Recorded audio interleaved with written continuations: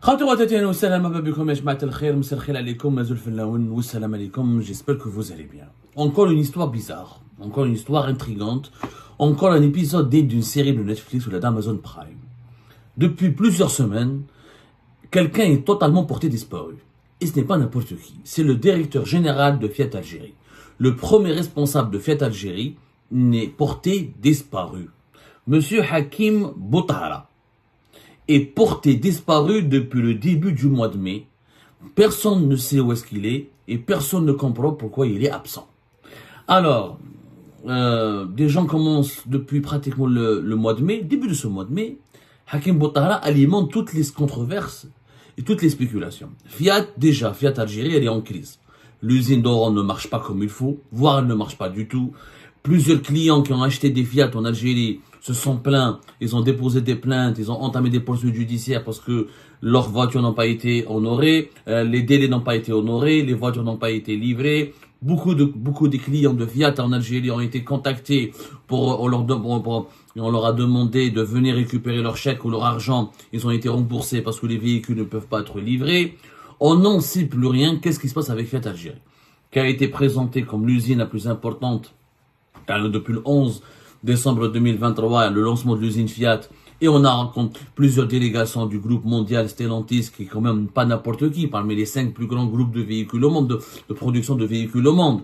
Ils ont développé de grandes ambitions. Nous allons fabriquer plusieurs milliers de voitures, nous allons transférer des technologies. L'usine de Fiat Tafraoui et Oran n'est que les débuts d'une grande aventure industrielle.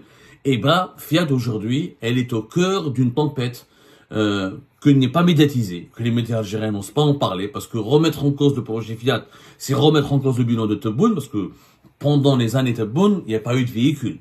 C'est la première fois de l'histoire de l'Algérie, même durant la décennie noire, il n'y avait pas autant de pénurie de voitures. Aujourd'hui, nous avons une pénurie de voitures depuis 2019, qui s'est accentuée depuis 2020. Tebboune a interdit les importations des voitures, il a interdit les activités d'assemblage et de production et d'assemblage et de montage des véhicules neufs. Il n'a relancé cette activité qu'avec Fiat en décembre 2023, parce qu'elle a eu l'exclusivité de reprendre tout le marché algérien. Renault Algérie, elle est fermée. Les autres groupes Hyundai, Kia, Volkswagen, qui étaient les partenaires des oligarques de l'époque de Bouteflika, ont quitté le pays. Il y a plus de véhicules qui est monté, qui est assemblé. On nous a promis 180 000 véhicules qui devaient être importés entre 2023 et 2024. Personne ne les a vus, ces véhicules-là. La pénurie, elle est là. Il y a eu quelques véhicules qui sont rentrés, les Opel, quelques véhicules chinois d'Algérie. Fiat qui devait donc satisfaire la demande nationale, McEnwell. Comme l'usine ne fonctionne pas, en tout cas ne fonctionne pas comme on l'a affirmé, les importations de la marque de Fiat, il y a pratiquement la Fiat 500 qui est disponible sur le marché algérien, et encore, ça les livraison dans les délais cause énormément de problèmes, et beaucoup de clients sont énervés. Mais, au-delà, en plus, la cerise sur le gâteau, pour aggraver les problèmes de Fiat en Algérie, son directeur général, il est absent. Alors, il y a eu d'ailleurs une convention d'aller sous-traitant qui a été organisée le 15 avril dernier à Oran. Il n'était pas là. Même il y a eu une rencontre qui a été organisée par les représentants de Fiat Algérie avec la presse algérienne, avec les représentants de la presse algérienne.